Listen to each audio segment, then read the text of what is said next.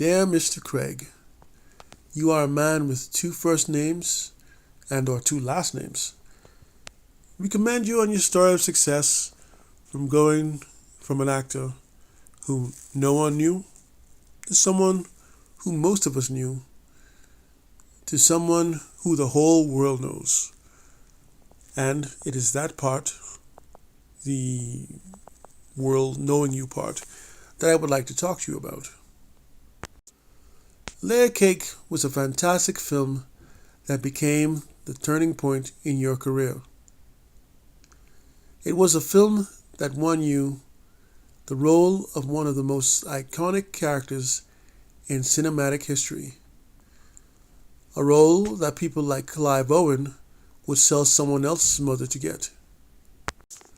It was the chance to get your name in the mouths of housewives and soccer moms whose fantasies of David Beckham had signed up for disability benefits after running around in their minds for decades.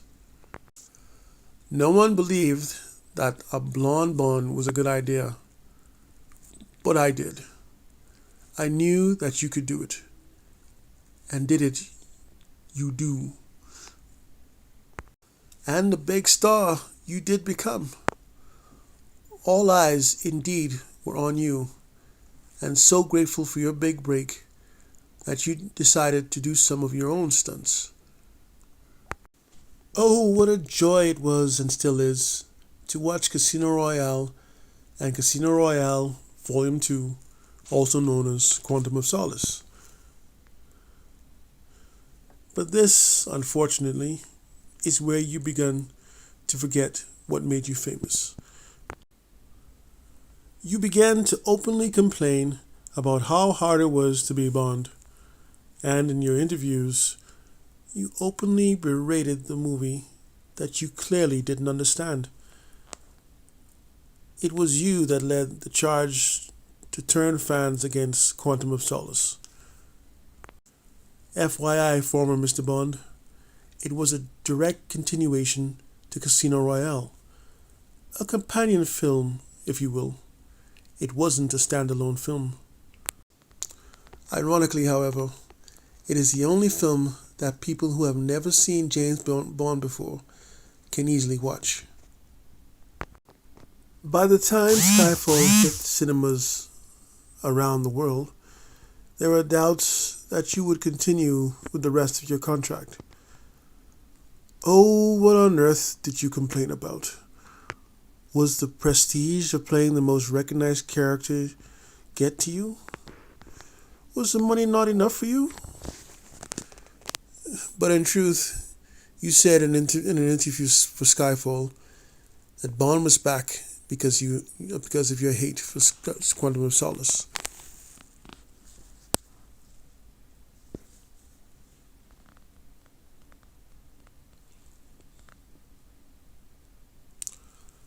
But no, Mr. Craig, James Bond wasn't back, as you put it.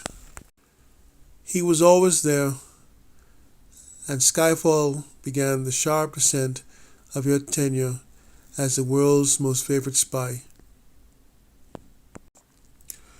The film became too stoic and dreary, relying on plot devices instead of story. A stylized mess with scenes that didn't make any sense, and you didn't bother explain how your character survived being first hit with a high-velocity round from an assault rifle, falling over 100 feet headfirst into a river, and not drowning because you were unconscious when you hit the water. And after this film, we weren't sure if you were going to continue in the role. You hemmed and you hawed on whether or not to continue in your commitment after you were part of the most subpar and most forgettable Bond film in history. I speak obviously about Spectre. I can fall asleep from the utterly boring story because of all the empty noise that inhabited the screen.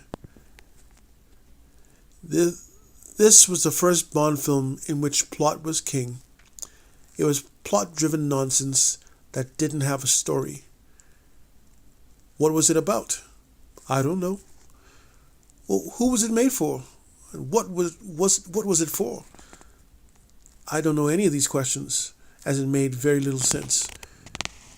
You were very critical of Quantum of Solace, only to eat your words into pure silence.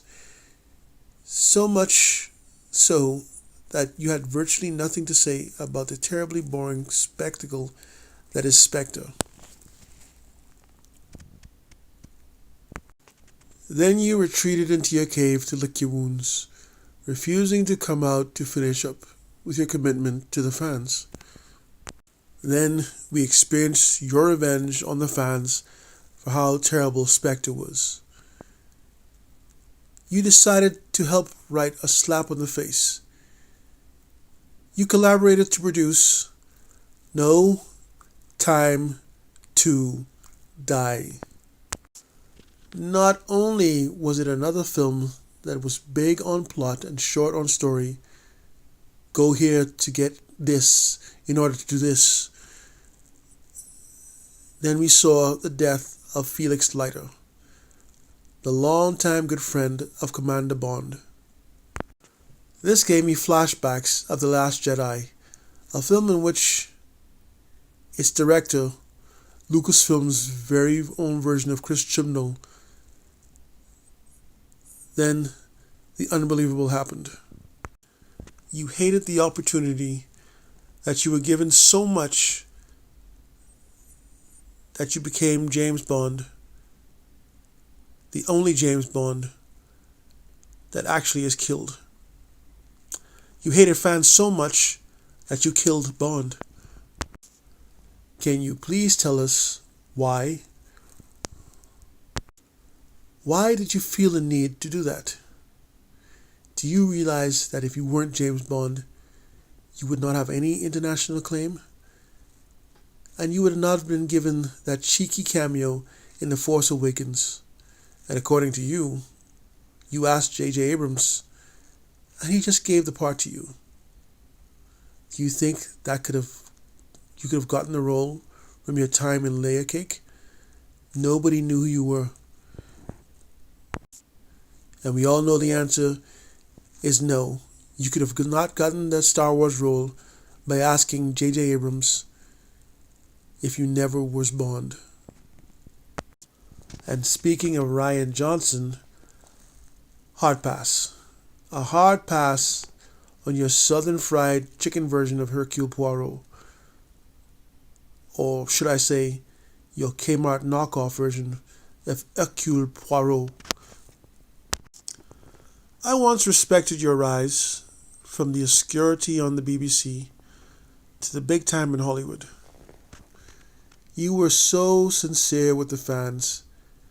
However, now your cynicism of fans oozes out of your every interaction with fans, and that smug grin speaks to how sometimes privately you mock the very fans that gave you your success.